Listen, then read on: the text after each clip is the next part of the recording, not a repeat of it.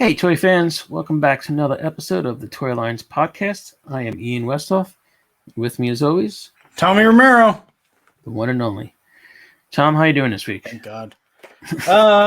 Good. A little tired. Got vaccinated. That was interesting. Get the J&J? I did. I got the one shot, so I'm good to go. Yeah, that's good. More people will get in it. That's good. You feel like there's like a giant campaign going on now, trying to get people to get vaccinated. So. The problem is that even here in Jersey is that they're running out, so they have enough for like the second dose, but not for people going for the first dose. So it's gotcha. Thank God the Johnson & Johnson's coming out, rolling out now that, it was fine. People were talking about side effects and things of that nature, but my shot was fine, didn't hurt. I got a little sleepy. Yeah, that was about it. Your arm hurts a little. No, it was good. She told me just exercise it, drink lots of water. I was quarantined in my vehicle for 15 minutes. Then they sent me home. I've also heard things like, sleepy, maybe a little stuffy, flu-like, or I guess COVID-like symptoms, we should say. But, yeah, like I said, I got home, I took a nap, and I was good to go. And everybody's different too, like some people might not react to it, like Wolverine wouldn't react to it, or just like, yeah. So, but, the more people do, the better we are. Stop wearing these masks. Eventually. And I also want to throw out a lot of people are like, where are your toy reviews? You keep talking about Kickstarter Spawn. It is coming. Unfortunately, the website is moving. Same address, just different host. So we're not going to put any new items up on the site for at least a month. We're going to have like a housewarming when we do it. Pretty much, yeah. But here, talk to them real quick. I have to get something. Talk to them. Well, folks, if you haven't known, People of Eternia is doing incredible work on He-Man. I myself don't know too much about He-Man. What do I know about? I don't know much about He-Man. Oh, he's back. Good. Talk about Rocketeer Radio, man. I think I avoided it. But look what came in the mail, folks. Is that the Kickstarter?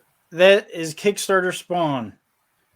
The first and only time we've seen him, well, prior to now. There's a long collar on his cape. Toy Fair. It's beautiful. Dr. Strange long.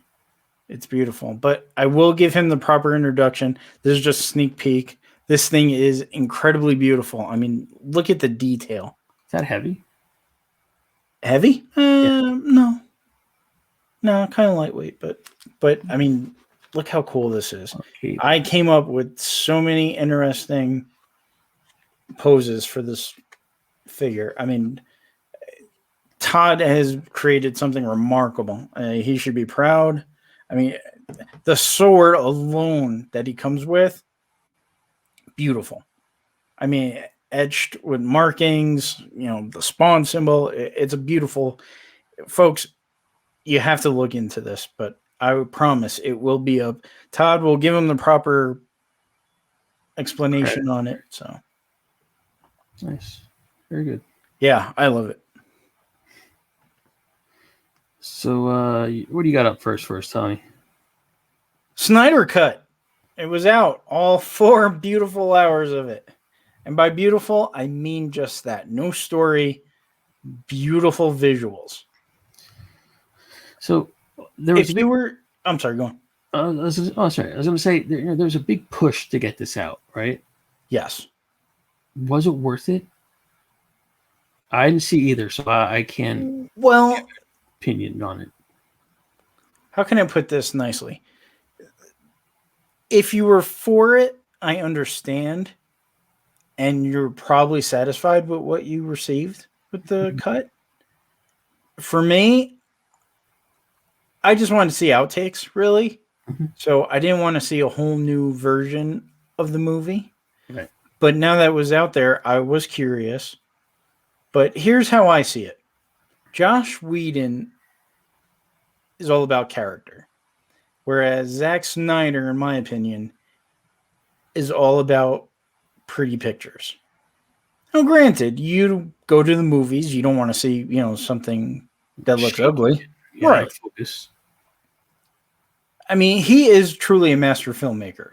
I know everybody makes fun of him because of the slow motion and stuff. That doesn't bother me.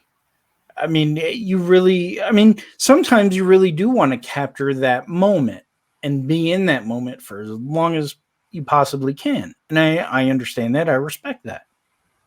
However, at the same time, you also want to see a story behind it. This is what I tell people when they ask me. It's essentially a 4-hour graphic novel come to life. Okay. Like, you have every little detail in this movie. Like, one of the things, I was talking to my wife about it, and she didn't like the fact that it seemed like 15 minutes for Lois Lane to give a cop a cup of coffee. And I get that. Maybe, like, even when I was going through it, I was like, maybe that should have been cut. Maybe that should have been cut. But there were other things compared to the Whedon that should have stayed on the Snyder cut. Like the big one, my biggest pet peeve about this one was, so in the Whedon one, when they bring back Superman and he's battling them, Batman is 5 steps ahead of the game.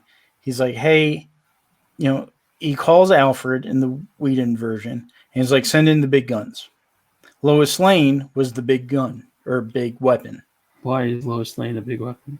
Because when he came back, Superman didn't quite know what was going on. He was almost like a zombie. All right. As soon as he saw Lois, everything came back. Okay. So is it Jeremy Irons as Alfred? Yes. Okay. So that, I believe they could have kept in the Snyder cut. Because in the Snyder cut, Lois just happens to show up because she gave the cop a cup of coffee. So she just happened to be there. So that really didn't make sense. There was a lot of plot holes and elements that didn't really grasp as far as a story. Visually, it looked beautiful. My favorite scene, and I'll be honest with you, don't know why it was in there, but it was beautifully shot. It was a beautiful scene. I know it's not a popular scene. It's the one where Flash is at the pet store, and he sees this girl. It's Iris, but he doesn't know it's Iris yet. So outside the pet store, inside the pet store, Flash is begging for a job. But at the corner of his eye, Iris gets into a car accident. Soon as he sees her fly out of her car and in the air, he goes full Flash mode through the glass to rescue her. Did he break the glass or did he vibrate through it? He broke it, which also bugged me. Mm. I was like, he didn't even have to vibrate through it because it wasn't locked. He could have just opened it. The door? Yeah. At least that's how I see it. It'd take too much time. That's what I thought. I was like, well, you're the fastest man alive. Just open the door. You don't have to go through glass. And another thing that kind of bugged me, now granted, I know he would have melted the soles on his shoes. Mm-hmm. But why was he barefoot? I know it's nitpicky, but it just bugged me. So he rips out of his sneakers, like just flies right in, not literally fly, but he runs fast enough. Why did he get out of his sneakers? Like, he from running so fast? Or he took them off? No, he ripped right through them. The Speed Force just broke. Yeah. So he breaks through the glass. She's up in the air with her car. He runs out. There's a song called Siren of the Sea or something. It was playing in the background. I mean, the whole thing was beautiful. It was my favorite scene in the whole movie. Makes not one bit of sense in the, throughout the story, but it was so beautiful. She's up in the air. He's running towards her.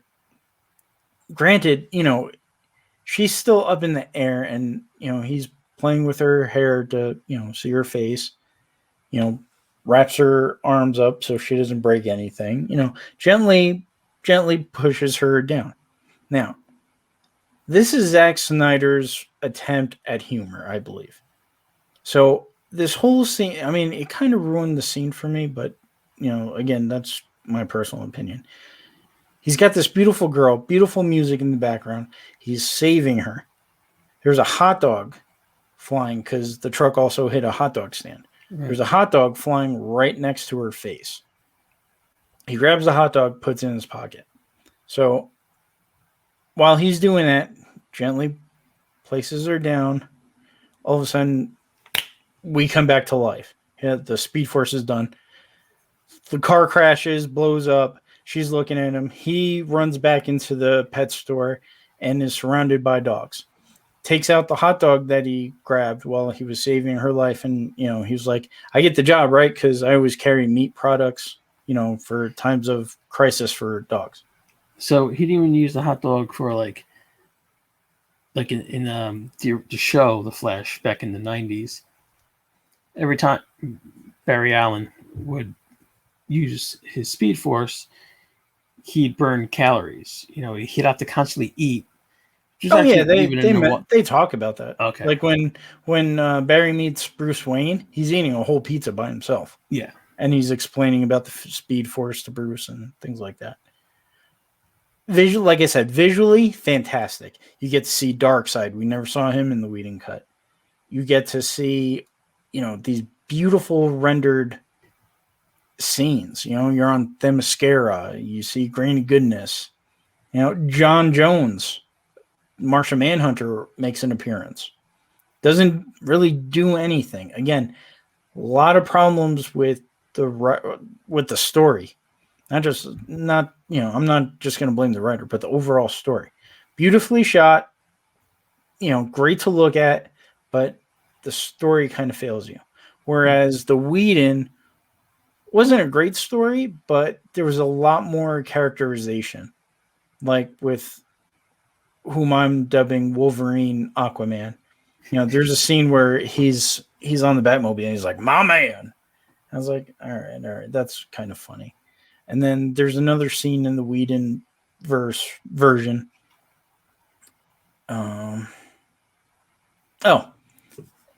So everybody's there. They actually kept this one. Everybody's there. They're all talking to Jim Gordon, and they all disappear. And the Flash is looking around. He's like, "Oh, no, they left. That's rude. That's so rude." And then he leaves. So I'm glad they kept that in. But you got to see more of those type of elements more in the Whedon version than Zack Snyder. Like I said, his attempt at humor was Flash grabbing the hot dog. They expanded a lot more on Cyborg. Kind of sounds like just almost two different movies completely. Well, yes and no. They're like when they did.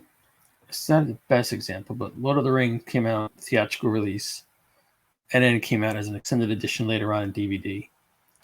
And it did explain stuff, but Peter Jackson, I believe, feels that the theatrical release is the movie. Right. He did the extended version for the fans. That's why he released all that extra stuff. If you want to see DC characters look amazing, this is the movie for you. If you want to hear a story or somewhat of a story, then maybe the Joss Whedon one's better suited for you. Like I said, there's some cool stuff he kept. Oh, I just remembered now. So there's a scene where the Flash is running. They're all battling Superman. He just came back to life and he's fighting the Justice League. So the Flash is thinking he's going to outrun Superman. So he's got Wonder Woman in one arm. He's got Aquaman in the other. The Flash thinks he's going to outrun him. And the Flash is in the Speed Force and he's running. All of a sudden, very slowly, you see Superman's eyes start to move towards the Flash. But what the Flash realizes is he's moving his eyes just as fast as the Flash is running. So right at that moment, you could see on Barry's face that he's terrified. He's like, how is Superman doing this? Now, was it the Whedon cut where they had the race at the end? Yes. Which I think he should have left in. But again, he didn't want to use any footage. Right. He didn't want any Whedon footage in his version. So, which, you know what? I mean, honestly, I think it does a disservice to both of them. Well, yeah, it's like think about Solo, the Star Wars story. Ron Howard took over. Right, but wouldn't you love to see the Miller and Lord version, though? But didn't they leave footage in? I don't know. I don't think they reshot the whole film. I think they reshot parts of it. Yeah, they said it was more of a comedy. That's why they got rid of them. But you know what? If you think about it, this is something that's gone on in films forever. Right, that's another thing. Superman I don't understand. 2. They replaced Dick Donner with they had his Richard cut. Lester. They had his cut, but even The Wizard of Oz had 4 directors in the course of that movie being made. Now, and there's not a cut for each guy. It's just Victor Fleming gets credit. Right, but I think the big story is not so much that there's 2 versions, but that the fans made this version happen. So I think that's where the real story is, because I was even thinking, why are they saying this? George Lucas did the same thing with the original trilogy. He made the special edition. Yeah, he kind of made his own exactly cut of Empire and Jedi. That's a good point. Right. Yeah. But I think it's the fan input, and then another big question is, well, all right, so they did this with the Snyder cut. What other movies are fans going to attack now? Well, because let's face it, I mean, the Star Wars community right now, very vocal, very angry. So it'd be interesting to see. I mean, that was the thing. Wasn't there a thing they wanted the Abrams cut for the last Star Wars movie Well, isn't there a Lucas cut for Last Jedi? I'm sorry, that's what I meant. That's what it was not Last Jedi. It was Return of Skywalker, or whatever the heck it's called. What Rise of Skywalker. Right, thank you. Yeah. Big Star Wars fan. I don't even know the name of it. Yes, there's supposed to be a Lucas cut that was supposed to be incredible. Right. That would be interesting to see. So I guess I understand the point of this. So that's my official take on it. I mean, if you love pretty pictures with these characters, go for it. If you have 4 hours to burn. Right, I mean, I had to sit through 2 hours each moment. Who, in your opinion, just because I like this topic, who wins in a race, Flash or Superman? In your opinion? I don't know. I mean, it's a tough call. But here's what bugs me. All right, so Flash has the Speed Force, right? And he's racing Superman. Superman still has his cape on. So that's a whole bunch of drag. Yes. I was going to say that's drag. Now, should Superman be flying or running? Running. No, he can't. Flash can't fly. Right. I know there's just been a cover of the Flash where Superman's flying. They're running. Flash is running on water. Superman's flying over it. No, he should be running. Yeah, but he's got to lose the cape because exactly. Oh yeah, but think about this now. Superman is at a disadvantage. He's got the cape, so there's drag. Mm-hmm. So even if he's neck and neck with Barry, technically he's faster. But that's if we're going to quote The Incredibles, no capes. That's his choice to wear the cape. True. But yeah, I don't think he should wear the cape when he does it. I agree. Right. Because probably without the cape, he's probably faster than Barry. See, I always feel that Superman's running this way because of the Earth's yellow sun. Right. So this Barry is pure Speed Force. Therefore, he will win. Regardless. I mean, I think in the end, It's not up to us, unfortunately. It's whose ever opinion it is, whatever your choice is. Oh yeah, totally. Like your favorite character is Superman, and of course, like I say this to my sister all the time to annoy her. Oh yeah, this is an argument that's been raging on since the beginning of comics. Yeah, like I said, I bust my sister. She likes Superman, and I like the Flash, and I'm like, no, man, Superman will lose. I do the same thing with Thor fighting Superman. Thor's gonna win. Magic. He's got the hammer. He's a demigod. Mm. So and again, but it's your personal opinion. Oh yeah.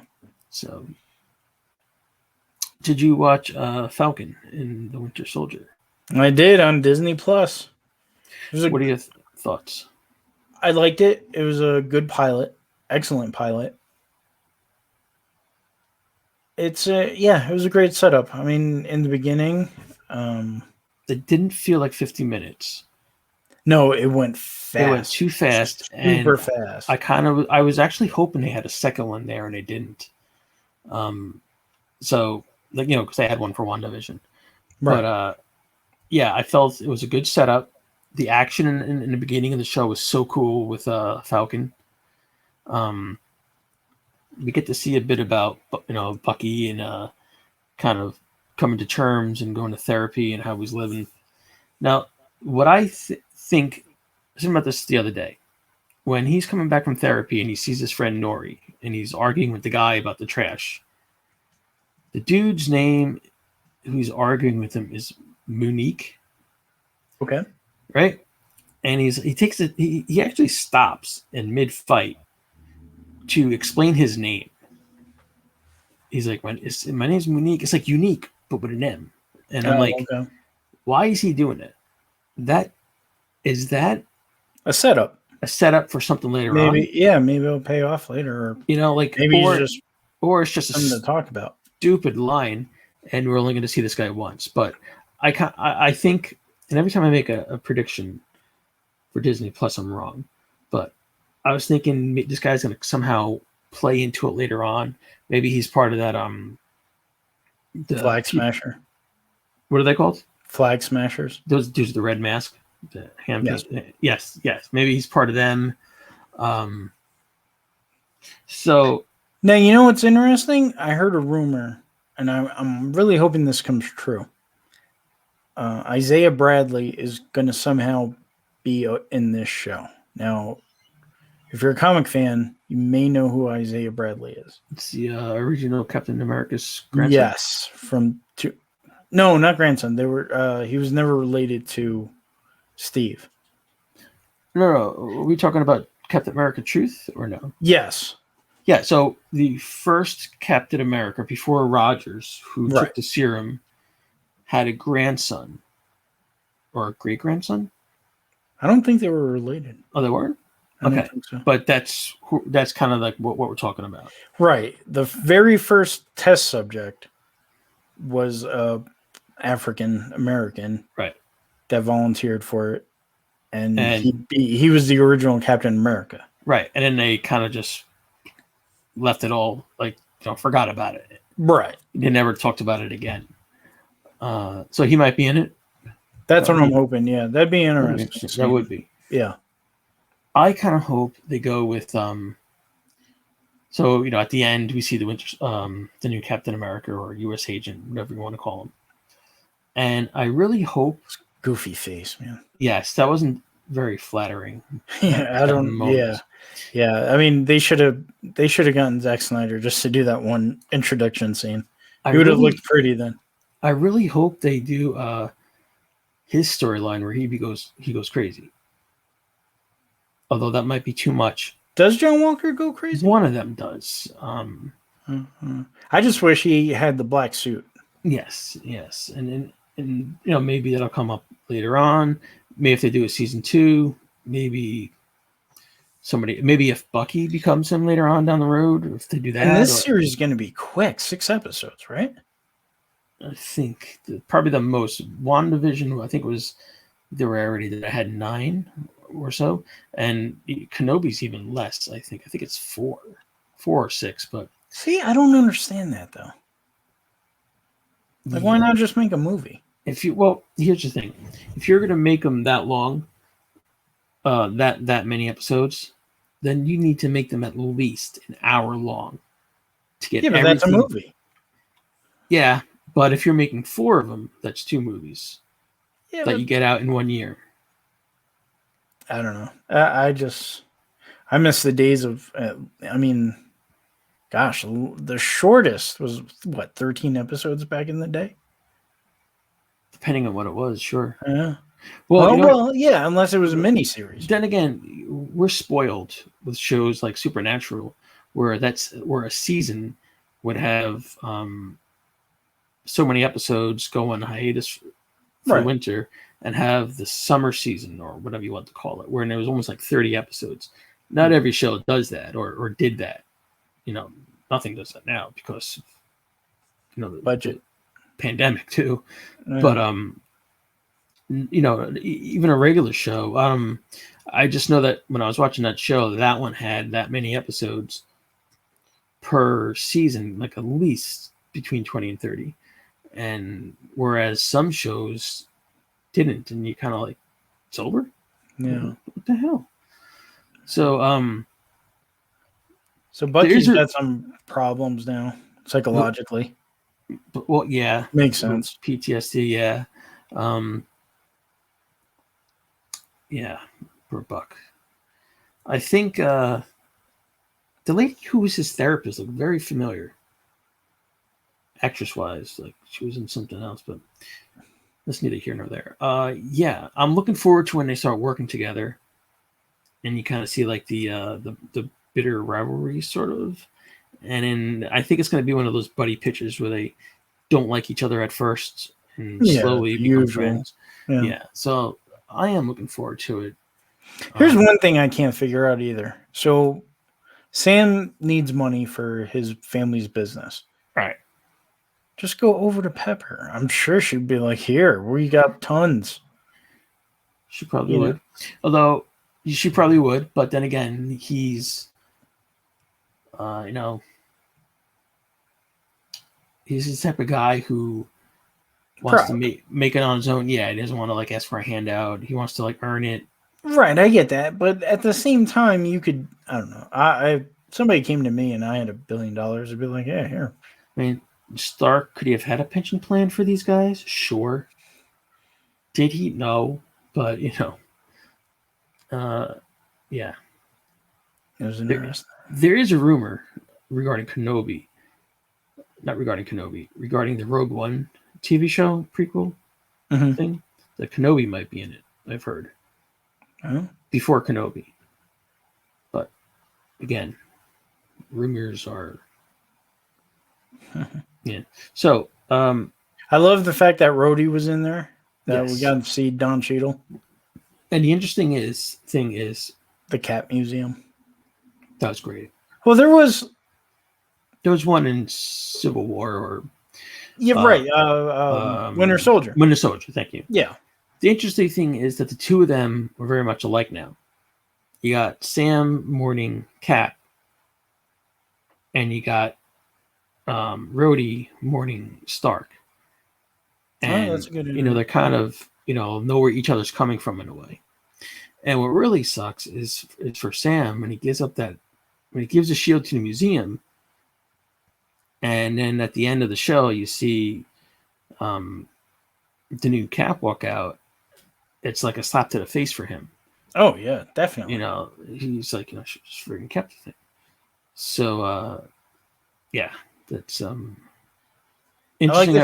I like the fact Rhodey just flat out asked him. He's like, "Why aren't you doing this?" Yeah, and I, like you said, Sam's proud, and I mean that. See, John Walker doesn't know what that shield means at this moment. But another thing is it's intimidating in a way. Of course. He saw firsthand what Cap could do. I think anybody who saw Cap that close would be like, I can't do this. It's like living up to his legacy, Right. Right. Those shoes are too big. Yeah, and of course he will be able to live up to it. and he would make Rogers proud, but anybody who's offered that chance is going to be like, yeah, right. But think about at the same time, at the end of Endgame, he was like, "Here, this is yours. You're ready. This is my permission for you to carry on." If we were going to know, I like to look at these pictures with the hero's journey in mind. That scene there is Falcon's call to adventure. You got his mentor passing on the shield. You got Ben Kenobi passing on the lightsaber. And what happens, the hero always refuses the call at first. And that's what Sam did. He hands the shield back. He's like, I can't do this. Luke says, I can't go to Alderaan. I'll take you to Anchorhead. That's as far as I can go. If you follow Campbell's hero's journey, you'll see these are the steps that they go through in every film, Wizard of Oz, and obviously Star Wars and things so forth. But it's going to work its way around, is what I'm saying. And it's cool to see that they do that. So I love looking at a movie or a TV show that has a storyline like this and doing the hero's adventure, or the hero of a thousand faces, or Joseph Campbell, whatever you want to call it. Everyone has it, and it's one of my sad little things I do when I watch something. I like to pick it out. I'm like, okay, that's that there, and that's that's just what I do. But so Disney Plus though is doing pretty great work so far, I would say. Oh, we got an original Star Wars content, very successful. A Marvel one that was already successful with WandaVision. Right. And it looks like we're going to be successful with Falcon and Winter Soldier. Recently, news is broke. Now, with all the original content they have, they're finally doing things with content that they had bought. So recently, it was announced what will be coming on to Disney Plus in April. One of the I'm so happy about this, Tom. The 2D animated micro series, The Clone Wars, of correct me with his name, Genndy Tartakovsky. Thank you. That's going to be on Disney Plus. Yes. I'm so glad they're putting it on and that they recognize it. You know what else is coming? What else? Boba. Yes, that's the next one. So this is very interesting that they're doing this, that they recognize it for what it is, but not for where it came from. The Story of the Faithful Wookiee, which came from the Star Wars Holiday Special and our first appearance of Boba Fett. That cartoon, I guess, is going to be considered a short on. Yeah, why not just Disney put Plus. the whole Christmas special? Because it's awful. And there might be rights though, like what all the characters in Jefferson Starship or Airplane, whatever they were calling themselves back then. So cut that. I just want to see Lumpy look at a hologram for 2 hours. I would cut the whole thing. I would just put that part in. Both Ewok made-for-TV movies, Caravan of Courage. Those were fun. Those and A Battle for Endor. Yeah, I know they get a lot of heat for those. Trash done. Well, here's the thing. I enjoyed them. Growing up, I loved them. My mom loved them. 84 was the Ewok Adventure, Caravan of Courage. 85 was The Battle for Endor. Wicket was in both of them, played by Warwick Davis. The first one had Burl Ives as the narrator. If you look at your Christmas holidays things, he's a snowman from Rudolph, I believe. The narrator of Rudolph the Red-Nosed Reindeer. Oh, the round snowman with the... Yeah. Now, the main kids are Sindel, if I say her name right, played by Aubrey Miller, and Mace by Eric Walker. They're in both episodes. And I always like to point out Mace, this is where, for Mace Windu, there was this guy. So it's always interesting to see what Lucas recycles. He never throws anything away. If you notice, like things that he had originally in Raiders, he had to cut for time and put in Temple of Doom. And Same thing with Star Wars. He also created something we're going to talk about very shortly. All right. So, and then the Battle of Endor had Wilford Brimley as Noah. Oh, yeah. The Ewoks cartoon is coming on Disney Plus. Nice. Both seasons. There's only like 13 episodes, I believe. Yeah. What about droids? There's no mention of droids.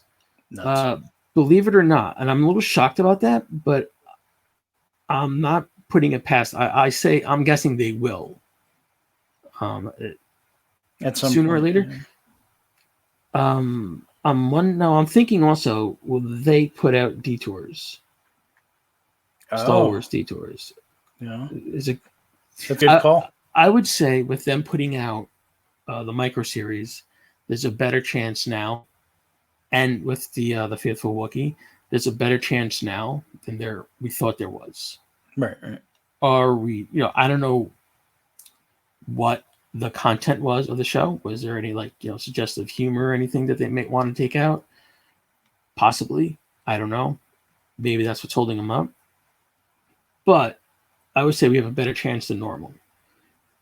Or whatever, so to speak. And then, before we get off this topic, this is something I found very interesting. Hasbro has dropped all Gina Carano Mandalorian toys. They are no longer approved for production. Yeah, everybody did. Funko Pop, all that stuff.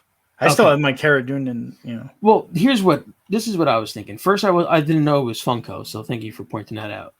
No, I'm saying in addition to Funko. All her pops are discontinued. Anything with her likeness is gone. So that's what I wanted to say, because I didn't know Funko was doing that or did that. I just thought it was Hasbro. No, everybody's doing it. Right. So first I thought it was a Hasbro decision, but this must be coming from Disney. Yeah. No, this was So in a way, they just created an extremely, most likely valuable collectible. Oh yeah, somebody offered me $1,000 for my Cara Dune the other day. So there you go. It's like, I know that she was had a bunch of stuff that she signed and was, selling or whatever. But I just think that's an extremely stupid move. Why not just sell it and make your money? That's true. Well, I guess they don't want to be associated with her anymore. Which is, but the whole thing, in my opinion, I'll be honest, and we're going to get hate mail now, so I'm fine with that. I don't think they should have done what they did, We're going to get more hate mail, and we're going to lose a couple of viewers. They were out together from the beginning. They finally had the chance, and even Pedro Pascal has said things on his Twitter that wasn't politically correct and has gone undamaged.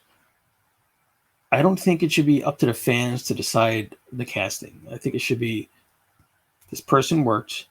It shouldn't be up to the fans to say, get this person fired. It should be, you know what? You don't have to like the actor or the actress. It's the character that they're playing. Exactly. So now, if there's an actor who turns out to be an extremely horrible person, like Jeffrey Jones and what he was arrested for, then by all means, get rid of everything about him. But I think this, in a way, was too much. And if you don't know what happened to Jeffrey Jones, I don't want to say it, just look it up. It's quite disgusting. So, yeah. So, for anybody who has those toys, you have a very nice collectible you can probably send your kids to college on. And then Loki's coming out in June. Yes. How about that? I was looking at this, and I was thinking, what does that mean behind him? It's like a clock. So I'm like, now I'm just like looking for things. Like, what does it all mean? Like the collar, the this, the that, the outfit. I told you, just sit back and enjoy it. Yes. Oh, yeah. So that's coming out June 11th. Yep. That's going to be great. I can't wait for that show. Yeah. So it's going to be Falcon. I can't wait. Oh, go on. I was just going to say it's going to be Falcon and Winter Soldier. Right. Then Loki. What about What If? Christmas, I heard. That was the last I heard of it. Okay. I can't wait for What If. Besides WandaVision, that's the next thing I'm most looking forward to. I got to say, I have no idea what Loki's about, even seeing the trailer. And you know what? I'm good. I'll be surprised. It's Loki. So it's like, I just want to see it. I like the actor. He's a great character. You know, it's going to be very interesting. Yeah. So let's get into some news. News.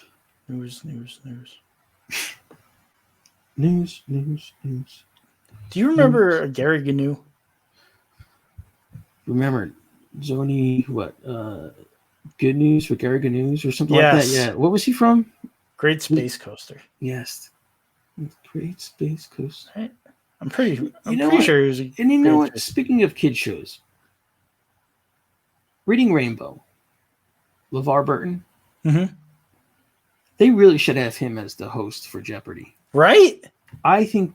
I haven't seen it. I haven't seen it since he died. No, neither have I. And it's all like different hosts. It's just like, pick somebody. Yeah, it's like pick somebody. It's gonna be him and get going. I don't even know why they're waiting. He's the perfect choice. Yeah. He's a classy guy. I wonder if he wants to do it. He actually commented on the petition that fans were putting out and for recommendation of him, and he was flattered. He should do it. I mean, I would love for him to do it. I mean, we all, our generation grew up on Reading Rainbow. I mean, he showed us books. And you know what? That's the thing. Pat Sajak has been on forever as Wheel of Fortune. I already forgot his name from Jeopardy. Trebek has been on for God knows how long. Since we were around. Right. It's time for the next one, and why not? I mean, I think he would be great on that show. Oh yeah, totally. Yeah. So is there a Gary Gnu story coming in? No, I just remembered him the other day. I was like, hey, we do news. And Gary News. So we're old, folks. But not as old as this beauty. The amazing Yamaguchi Iron Spider that we mentioned last week. Which was red and gold. The red and gold comic version. And they've announced a black version. 6.3 inches tall, 32 points of articulation, $80. So this was not in the comic, is that correct? This outfit right here, the black? I don't know. Okay. I think I have seen it somewhere else. So it maybe it was in the comic. It's really nice. But I gave up comics a while ago. I don't think it's as striking as the red one, but it's really nice. I'll be honest with you. One of my favorite Iron Man armors, besides the red and silver, is the black and gold. Interesting. I've never seen that one. Yeah, it really looks nice, the color scheme on the armor. This is really cool. $80, man. Yeah, but like last week, I mean, it comes with the same stuff. It's totally worth it. I just want to, if I had this, I'd want to open it and play with it. Oh, yeah, totally. I don't think I can open up an $80 toy. You could. Well, I could, but I don't know if I feel good about it later on. You can open up a Kickstarter spawn if you purchased it, because it comes with a resealable package. See, that's cool. Yeah. That's nice. No card being ripped. That's nice. No, well, the card itself is the comic. So it's very smart. And speaking of comics, if you have not done this, you're doing yourself a disservice. Eastman and Laird.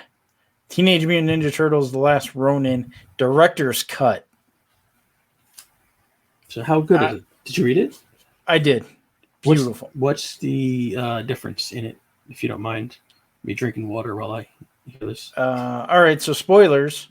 So originally, April was supposed to have two husbands. She couldn't stand Casey, so she got a divorce, met some other guy, had some kids. So that was a big one. That was a big one. Yeah. Well, if you don't like that, you're going to hate this. Oh, boy. the original idea was that Raphael loses it and he attacks Splinter. And he kills Splinter? He doesn't kill him, but he brings him to the brink. I didn't like that. I didn't like that at all. Thank God. So this was written up and drawn? No, this was just written up back in the 80s. Just a script? Yeah. No, not even a script, just an outline. Breakdown. So is the director's cut extra pages, or is it just outline? No, it's just the outline and all of Kevin Eastman's ideas for Michelangelo. So it's like okay. That's it. Okay, that's good to know. It's like a first draft, if you will. Okay. Yeah. That's very strange. I'm glad they didn't go that route. No, I'm glad too. I mean, it's realistic as far as April. I mean, but you know what? If they left that, it wouldn't have been fun. But I would get it. But Raph attacking Splinter, that just seems, even for Raph, that's way too far. Yeah, so it's very interesting. Yeah. If you haven't picked it up, get the director's cut. Hopefully, they're still, because I actually had to go to 2 different stores before just to find one. And are they making one for each issue? No, just issue 1. I think so. Yeah. Interesting. Well, I hope it's in the graphic novel. So Ramen Toys is bringing back the Centurions, but what they really mean is Commander 80. So here's a rendition of Scott McCloud, the ace pilot from the Centurions. And they're also coming out with Max Ray, the Aqua leader, and Jake Rockwell, the rock guy. So I don't know. You didn't like the Centurions? I didn't watch it. Okay. So what is this? What is the new line called? Something 80?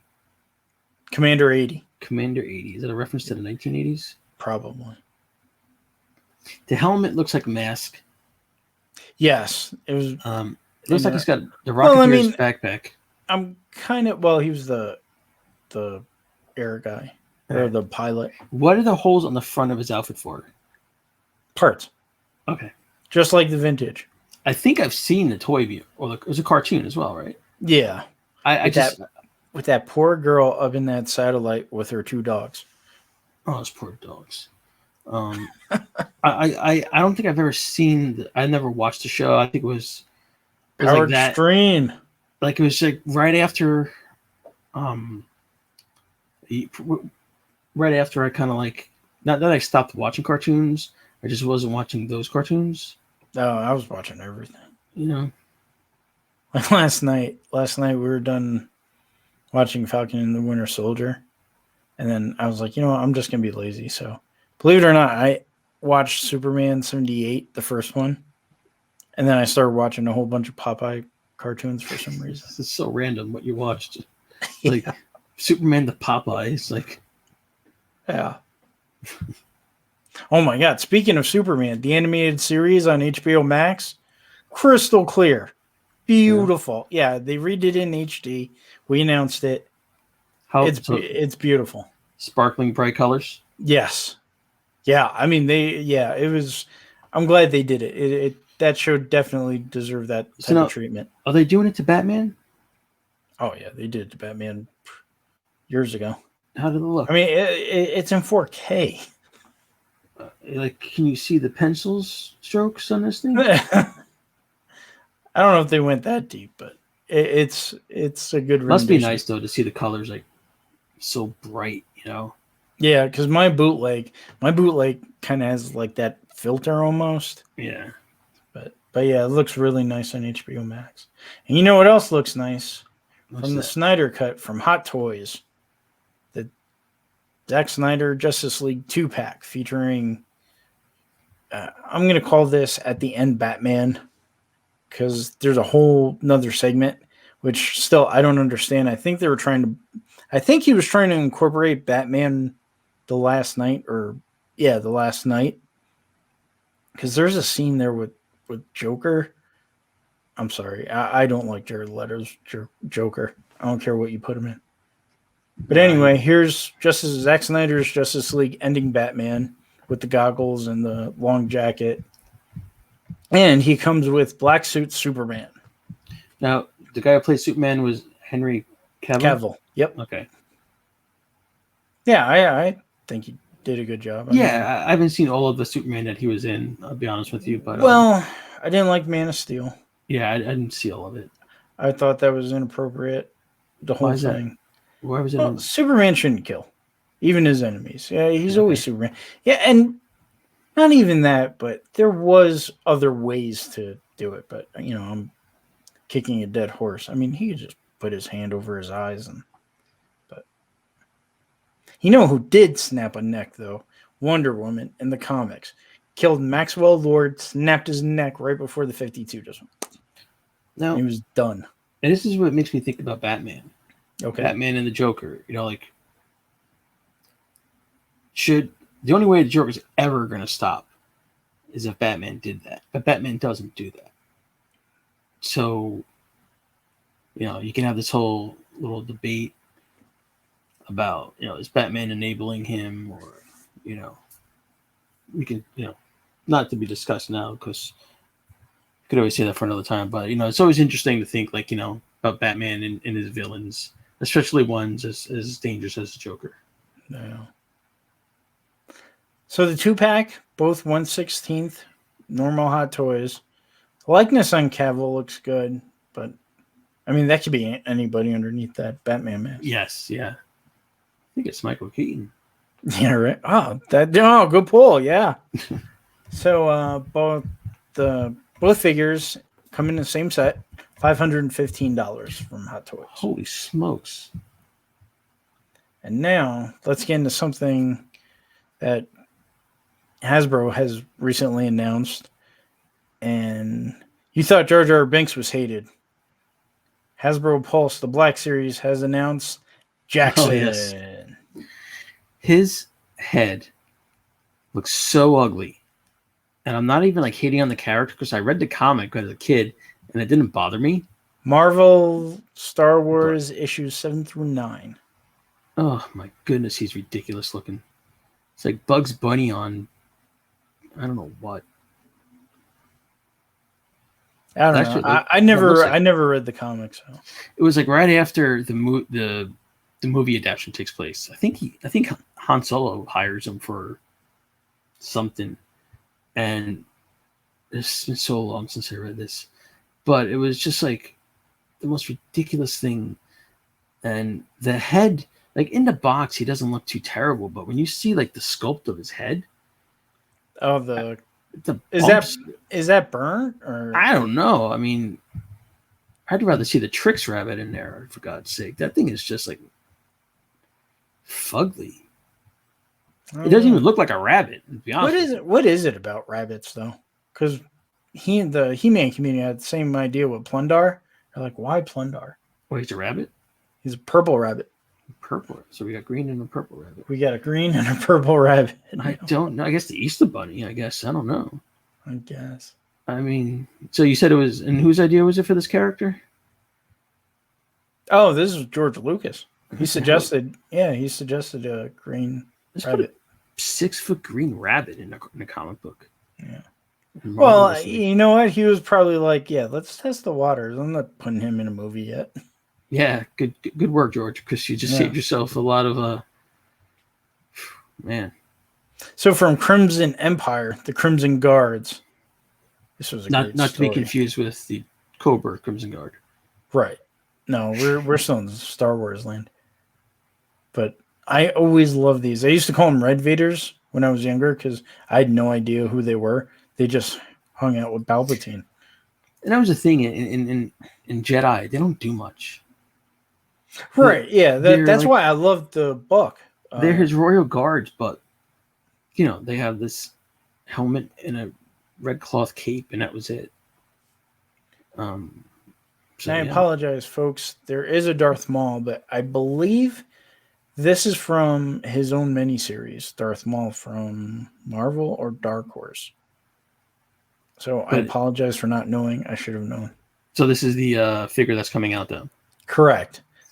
All these figures are based on books. I do like how the lightsaber can disconnect and be reconnected.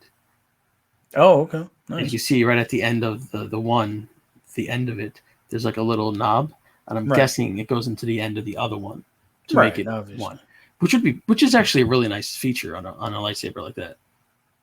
And then Heir to the Empire, Luke. Sorry. I want Mandalorian Luke. Yes. Well, they kind of did on the Black Series. Yeah. Because I have one that looks like it. So, and then from Super 7, Back to the Future reaction. I'll tell you what, I like that you got Einstein. Yes. You got the... Now, Einstein was originally... There's a Japanese version of these figures, and Einstein was included in that series. So I guess Brian from Super 7 picked up on that. He's like, yeah, we need to make Einstein. Gotta make Einie. They got the Valterra skateboard, got the hairdryer with the yellow outfit and the Walkman, and you got Doc's crazy little headgear. Right. So it's Doc Brown in white radiation suit with Einstein, Marty in his yellow radiation suit trying to scare his father into asking out his mother. It's Darth Vader. Doc with his mind reading control contraption. Does he have the Band-Aid on his head, do you think? Because that would be a nice little detail. I think, yeah, he does. That's nice. Yeah. Yeah, I mean, we're in the golden age of toys. I mean, of course he does. Yeah. You know what I found? Did they make a DeLorean yet? Not for reaction. Although, look in the background. I know. I'm thinking like, man, they need to make one. You know what I heard the other day? Crispin Glover's like very angry at this movie. He's pissed because, from what I read with the second one, they didn't use him because of, I think he wanted more money. Mm-hmm. And they were like, are you kidding? You're barely in this one. You know, and they wound up, supposedly, one of the things is, you know, the guy who filled in for him, who took over the role, is one of the reasons why he's kind of like upside down. Oh, okay. I mean, I don't know if that's true or not, but yeah, it's interesting how he didn't come back for them, and it's also interesting how they never reused the girl from the first one, Jennifer. They used Elizabeth Shue later on. Yeah, that's a weird. But movie. You know, it's a great movie, but you know, I mean, they can make the Eric Stoltz version of Marty too if they're at it if they wanted. You know what? That's the second thing I heard for fan relations that they want to bring back. They want that Eric Stoltz cut. The Eric Stoltz cut. From what I've heard, it's just they felt like it just wasn't working. You know, like I heard the same thing. You know, and you know, Eric Stoltz is a good actor. And they said his version was a lot darker. He dressed that way. He seemed like more of like a punk rocker almost. Oh, okay. You know, just from what I've seen in the pictures. I mean, I don't know, but yeah. So Diamond Select Toys has announced another wave of Lord of the Rings figures. So we got Strider, or Aragorn, son of Arathorn, the king of Gondor, and a particularly nasty-looking orc. Now I heard they were supposed to be flies. Flies? Or like some type of insect. That's why they look like that. Is that true? That's the first I've heard of that. All right, it's probably not true then. So the likeness to Viggo Mortensen is pretty good. I wouldn't say his face is 100%, but it looks pretty decent. Yeah, it's very close. The orc's armor is very nice. His face, it does look like one of the characters from the movie, one of the orcs. He looks like a Legion figure from Four Horsemen. Yeah. Sorry. That's right. And then the Deforms from Diamond Select Toys are out. Now, Rocketeer, he looks great. Kermit, Jack Sparrow, Tron, Mad Hatter, Vincent 3. I love that they're putting out Vincent. And I really want Vincent and Bob. Because those robots are they're the best part of that movie. $7.99 each. No articulation. $7? Yeah. That's right. $7. Yeah, blind box, I believe. Oh, okay. I didn't know. Are they? I think so. And I really don't want to get a Tron figure, so I don't know what the hell I'm going to do with it. To be honest with you, Tron's a good movie, but I don't need a figure of it. Right. They're also coming out with these mini statues, PVCs. Mandalorian, the gunslinger, in his Beskar armor. So how much? And Quantum Suit Captain America. These two will be $49.99. Oh, so it's kind of like the Rocketeer one. Yes. Okay. And then they're also coming out with Hulk with 16 points of articulation for $29.99. And then I guess he comes with a different head or part of a robot. Yeah, I don't know where that's from. I'll tell you, the green and purple just pop so well in this It's iconic. Yeah. And they're also coming out with Muppets figures. I can't wait to get these guys. Oh, Statler and Waldorf. I love these guys. Named after, I believe, hotels in New York City. If I remember my Muppets correct. They're awesome. They were really one of the highlights of the show. They were, definitely. Because even if it was like a guest star you weren't crazy about. Yeah, they would lighten up every scene. Yeah. It was Jim Henson and Richard Hunt. And they just, God bless them, they were so good at those characters. Yeah. And here's two badasses, Bunsen and Beaker. Yeah. There's a poster out there. I'm not going to say it, but it makes Beaker look pretty tough. I'll just leave it at that. Beaker's interesting. You know, he's almost like Stan Laurel. Yes. You know, and he was performed by Richard Hunt. You got Dr. Bunsen Honeydew, who's got like no eyes. He's got like a head of a melon.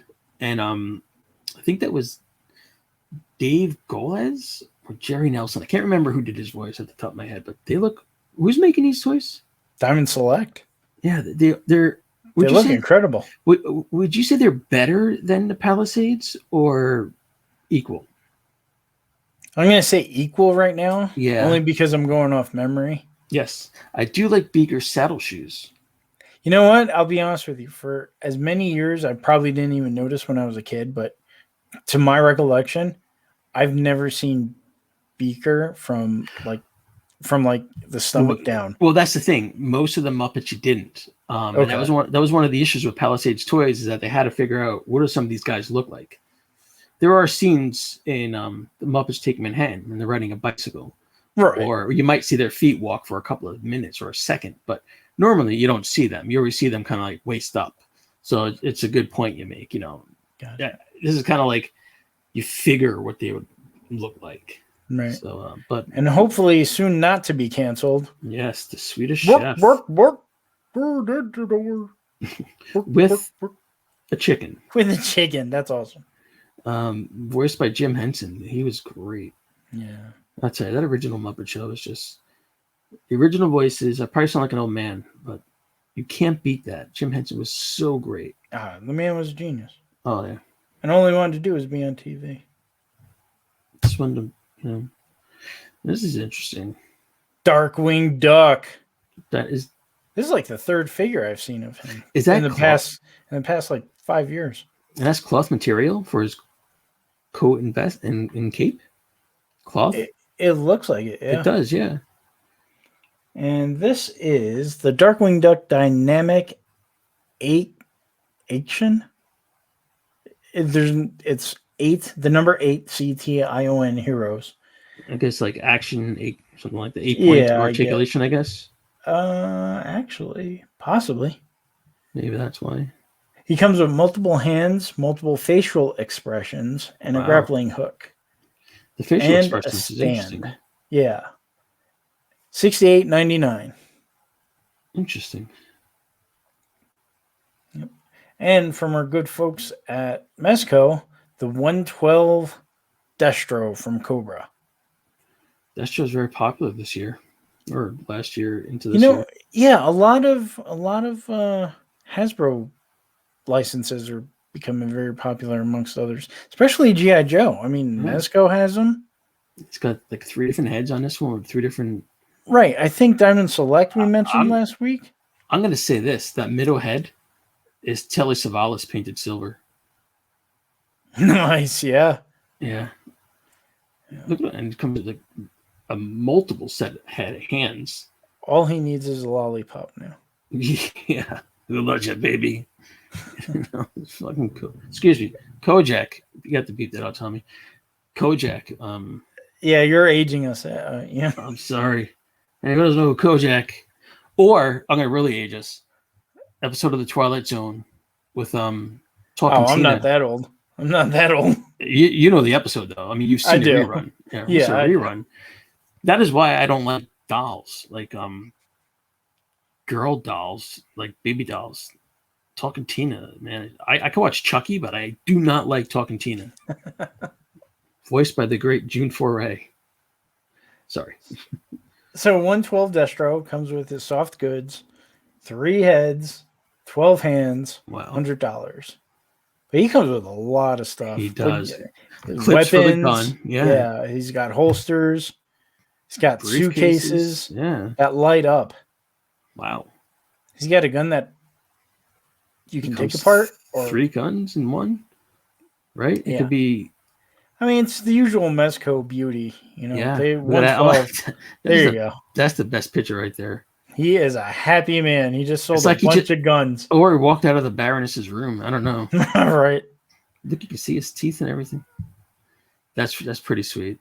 So part of the animated Turtles from NECA comes the 15-inch Donatello. Interchangeable faceplates, hands, and 30 points of articulation. $124.99. Wow. He looks good. He looks just like the Raphael one. I gotta say it again.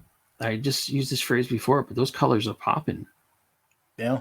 You know, like there's something about, I guess it's when they put those black shadowing in the arms or so forth, and you know the belt and the legs and everything that really makes it stand out more. That little detail. Yeah. It's nice work. Definitely. And so Toys R Us was once again purchased. And they're trying to go for it at it again. So the one thing I read was they're going to maybe focus more on online retail. I don't know if that's 100% true. I really hope it's not, because you really need a toy store. Well, that's what I heard. They're going to start doing toy stores. They may have satellite shops in malls. Okay. Although probably 2 at the most, because we all saw what happened there. But yeah, and here's my hope. If they do good, if it's successful, great. However, I don't want to see people lose jobs again. I don't want to see them. I don't want to see Toys R Us employees get the shaft again, like the previous guys or previous people did. Yeah. You know, that's the only thing I'm wary about. You know, toy stores are such a part of our childhood, and it's almost sad that kids today don't have that. Yeah, well, kids nowadays. I mean, they got Target, but yeah. I mean, right now the way things are, I mean, to get a kid excited over toys right now, it's tough. I don't mean to sidetrack, but I was talking to somebody the other day about Masters of the Universe Origins, and he was like, kids aren't playing with He-Man. We're the ones buying Origins. And and that's, you know, that was really sad when I heard that. But that's true for now. I mean, it might change when the Netflix show comes on. True. They might want both sets of toys. Yeah. Very, very true. So Hasbro Pulse is having their next Fan Fest April 9th. This is basically the Hasbro convention. They're going to have guests, all the same, not the same people, but they're bringing back the actors from Power Rangers and other things. I can't wait to see what they reveal. So April 9th, 11 a.m. on the interwebs. So will this be all their Toylines, Star Wars included, I guess, right? Yeah, all of them. All right. Let's see what they have for us. Yeah, hopefully it's good. Yeah. Speaking of Hasbro, they just announced Kingdom Galvatron from the Transformers line. So he looks a bit stocky to me. Look blocky, stocky. His proportions look off. And I know this is a Kingdom figure. And my thing about Transformers right now, I couldn't wait for the 86 line or the movie 86 to come out with figures, but they look so small to me. Like the other day I was at Target, I finally saw Grimlock. He looked normal size. I wish all the 86 movie figures would be that big, but he had a hefty price tag too. So Kingdom Galvatron will also come with a Matrix of Leadership on a chain, just like the 86 movie. So I don't know if this is probably going to be the same one for the 86 movie. I hope not. I hope his arms look normal. I don't know. He just looks out of proportion to me. Well, fair enough. So if you're a Cartoon Network or Adult Swim fan, Harvey Birdman, Attorney at Law, is coming out with a special April 4th. And it will star Bird Girl as she takes over as CEO of 7 and 7. You're a fan of that, aren't you, Tom? I love Harvey Birdman. Some of my best memories are watching that show with people. Your sister and I used to watch that, actually. And now from Tiki's. Masters of the Universe Tiki's. Okay, I gotta say what I said to you before, Tommy. I don't think everything makes a good tiki. That said, Orko looks good. His colors, the red, obviously. Battle Cat is just too green. The only other one I think really is nice is Skeletor, and honestly his coloring. And this is the third time, so it's a hat trick. His coloring pops like that purple and yellow. Just really work well. Skeletor is one of those unique characters that you can take him into any different type of... Yeah. Like He-Man looks like he's trying to crunch out a real nasty dump. So it's like... And Teela, just... Her face is too angular. Merman is just like... All right, that's She-Ra, but okay. Oh, that's She-Ra? Yeah. What did I call her? Teela. That was close. Is it really She-Ra? Yeah, she's got the I just tiara. assumed it would be Teela because of He-Man, Mess of the Universe. Right. I kind of wish they made Battle Cat red as well. Or red and green. Maybe the two different colors would make him look nicer, but exactly. So Orko, Battle Cat, He-Man, Skeletor, Merman, and She-Ra are getting the Tiki treatment. Tiki treatment. Cheeky. Not Teela, folks. Not Teela. She is not included in this wave. But yeah, like I said, Skeletor translates well almost in any form. It's interesting what character does and doesn't. Yeah, definitely. So these are coming out in the spring. So look out for them. Are they a set or are they separately sold? That's a great question. I do not know. I think they're separate. Okay. That's kind of cool. At least you can pick and choose. I could be wrong. Yeah, for some reason this week's our press releases just came all screwy. It's a wacky time. Pretty much. So I want to give a great shout out and thank you to Brian Salvatore for our intro and outro music. Go to #collectors helping collectors if you're looking for a particular item, or if you're available to help others out. Thank you to Scott Neitlich over at Spectre Creative. As usual, we are now on YouTube. Please subscribe, tell a friend, ring that bell for updates. Join the conversation at toyspodcast@gmail.com. We are all now on... I screwed up, sorry. Yes, we are now all on your favorite podcasting platforms. So please subscribe, give us a rating, do both. Tell a friend, spread the word. Please enjoy our newest podcast, Rocketeer Radio, hosted by Ian Westhoff, the Rocketeer genius. He knows so much about the Rocketeer. He flies around the house by himself. That's what he does for fun. He flies. You're very kind. And if I may, please. People of Eternia. What? Tommy Romero. Who? The man. You. What? People of Eternia. The best podcast out there.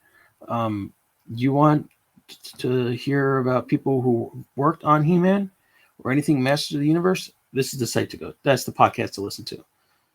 Tommy really is He-Man, believe it or not. You don't. He actually has the power sword and turns into He-Man. I wish. That'd be awesome, though. I'll be honest with you. It's no secret. I've always wanted to do that since I was a child. So, just a couple of house cleaning. April 6th. Head on over to Kickstarter and support our man Rob McCallum for Faking Filmation. It's a documentary about the story of one James Eatock who made basically his fan-created Filmation episode of Faker. Interesting. And not only that, Rob's going to give you the whole spectrum since cavemen were carving on walls about the history of animated film. That's cool. Another shout out to our friend Pixel Dan. His book, The Toys of He-Man and the Masters of the Universe, is coming out next month. If you love He-Man, if you love toys, just buy this book. It's on Amazon. You can go to the power-con.com, and you can get not only the toys, but a character guide compendium supplement. You can know all about He-Man. So pick those up, especially if you love toys. And the more you learn, the more that books like this are supported, the more likely that we'll get other books will be quicker to be published about other toy lines. And if there's a toy line that you like, you wish you had a book out, and if you're not writing it, somebody out there might be. So we got to support everybody in the toy industry. Don't give away our ideas. I'm sorry. Yes. We got books coming out. It was about Barbie, but I'm sorry. About Barbie. Barbie and Cabbage Patch Kids, Yeah. The ongoing struggle. Preemies. No, actually, we shouldn't even talk about books. That was our lowest rated show. Well, it's been a crazy time. We'll chalk it up to that. So, I'm Tom Romero. Me and myself. Play with your toys. There we go. Play with your toys. We'll see you next week.